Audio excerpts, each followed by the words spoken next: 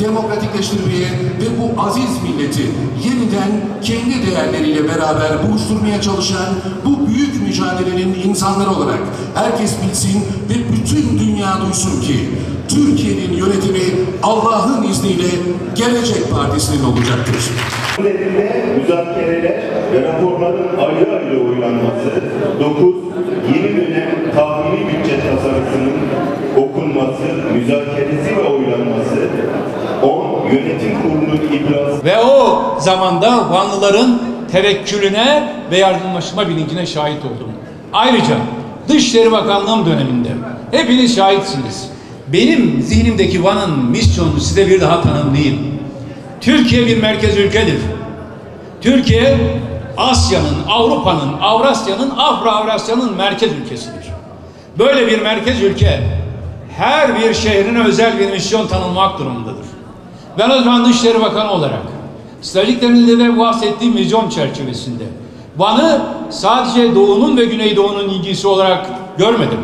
Van'ı Basra Körfezi'nden Karadeniz'e, Hazar Denizi'nden Doğu Akdeniz'e giden koridorların kavşak ve merkez şehri olarak gördüm. Ve Van'ı sadece Türkiye'nin değil, bütün Kafkasya'nın, Orta Doğu'nun, Mezopotamya'nın ve Doğu Akdeniz'in merkez şehri olarak yeni bir misyonla tanımlamaya çalıştım. Hepiniz şahitsiniz. Türkiye, İran, Azerbaycan arasında üçlü stratejik işbirliği mekanizmasını başlattığımızda toplantıyı Van'da yapmış, İran ve Azerbaycan Dışişleri Bakanlığı Van'da ağırlamıştım. Şu mesajı vermek için: Van, Hazar Denizi'nin de, Basra Körfezi'nin de, Karadeniz'in de, Akdeniz'in de birleştiği yolların merkez şehridir. Ve yine Kuzey Irak Bölgesel Kürdistan Yönetimi Başbakanı o zaman Neçirvan Barzani'yi Van'da ağırlamıştım. Şu mesajı vermek için: bu bölgeden, Kafkasya'dan ve Anadolu'dan Mezopotamya'ya inen her yol Van'dan geçer, Van Denizi'ne selam verir, Vanlılarla kucaklaşır, sonra yoluna devam eder. Ve dahi Orta Asya'dan, o gönül coğrafyamızdan İran'a ve Hazar Denizi üzerinden, Kafkasya üzerinden Anadolu'ya geçen herkes de İnşallah bir gün hayalimizdeki şimdi geciktirilmiş projeler gün yüzüne gelip de komşularımız da maksimum işbirliğine dönüştüğünde biliniz ki Gelecek Partisi'nin iktidarında Van, Türkiye dünyanın ve Afro-Avrasya'nın merkez ülkesi. Van ise bütün bu bölgelerin kavşak şehri olacak ve hak ettiği konuma kazanacaktır. Bunun için Dışişleri Bakanı olarak sık sık Van'ı ziyaret ettim. Kapıların açılmasına öncülük ettim. Şimdi o sınır ticaretinin durmuş olmasından ve sinir ticaretine dönüşmüş olmasından büyük bir ızdırap duyuyorum. Başbakanlık süresince de 10 kez ziyaret ettiğim Van, Şanlıurfa ile birlikte en çok ziyaret ettiğim ildi. Bir ara Konyalı hemşehrilerim gönül koydular. Dediler ki Van'a neredeyse bizden daha çok gidiyorsunuz. Ben de dedim ki evet ben Konyalıyım ama benim için Konya ile Van arasında zerre miskal fark yoktur. Biz bu ülkeyi yönetenler olarak her yere aynı muhabbetle bakarız. Konya'ya verdiğimiz selamı Van'a, Diyarbakır'a taşırız.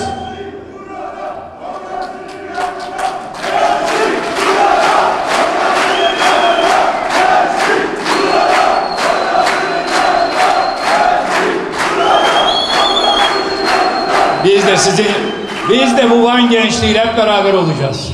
Ve onun için Konya ile Van'ı kardeş şehir ilan etmiştik o zaman. Şimdi de buradan ilan ediyorum. Türkiye'nin her bir şehrini diğeriyle kardeş şehir yapmaya geliyoruz. Hiçbir yerde ayrımcılığa asla izin vermeyeceğiz.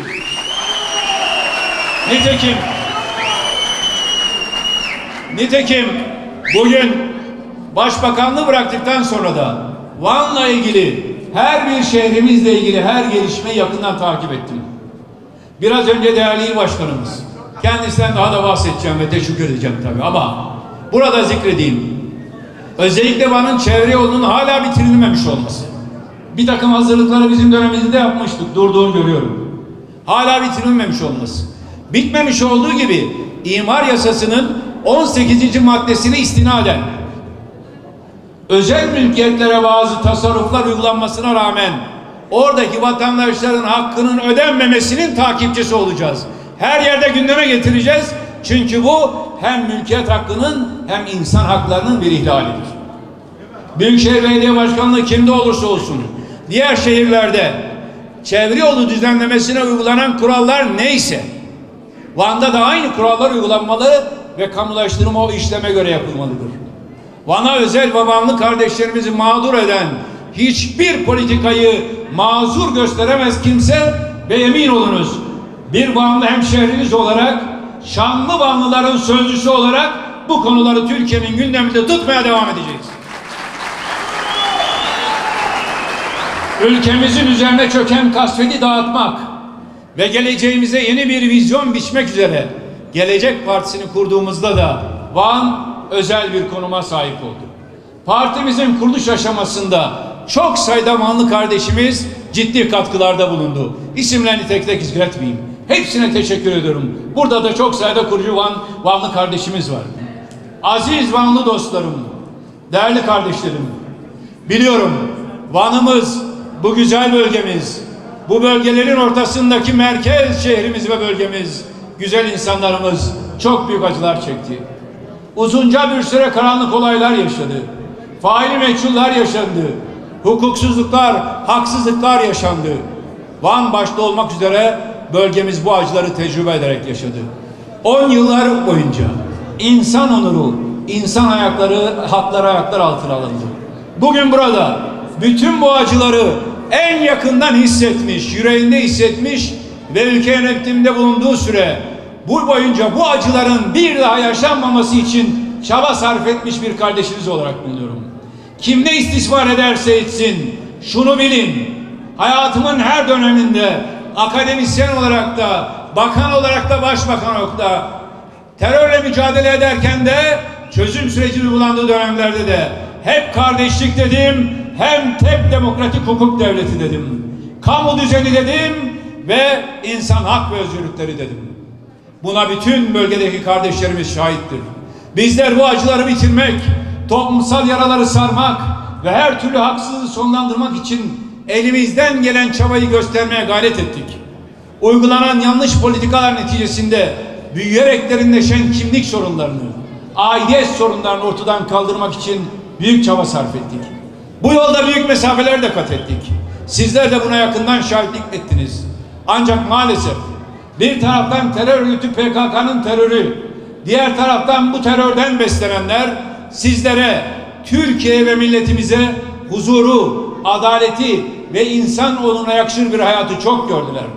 Sandığa karşı dağıl koyanlar, siz kime oy verirseniz verin, atadıkları bir KCK komiseriyle kendi istediklerini yaptırmaya çalıştılar. Mevcut iktidar ve ortakları da oyunuzu alamadıklarında sizlere bir kayyum gönderip iradenize el koyuyorlar. Gelecek Partisi olarak biz KCK düzeninin de kayyum düzeninde bitmesi için yola çıktık. İnşallah Gelecek Partisi olarak Van'da da yerel yönetimi kazandığımızda bu ikili kıskaca son vereceğiz. Gelecek Partili yöneticiler sadece kendilerini seçen halktan talimat alacaklar. Ne Kandil'den ne de atanmışlardan, sadece kendilerini seçen Vanlılardan talimat alacak gelecek yerel yönetimleri şimdiden kutluyorum. Bu ülkede demokrasi, sınır ötesindeki bir takım mihraklardan talimat alanlarla ya da bürokraside atanmışlardan talimat alanlarla inşa edilemez. Demokrasi Van sokağında inşa edilecek ve o demokrasiyi Gelecek Partisi'nin bayrağı yükseltecek inşallah.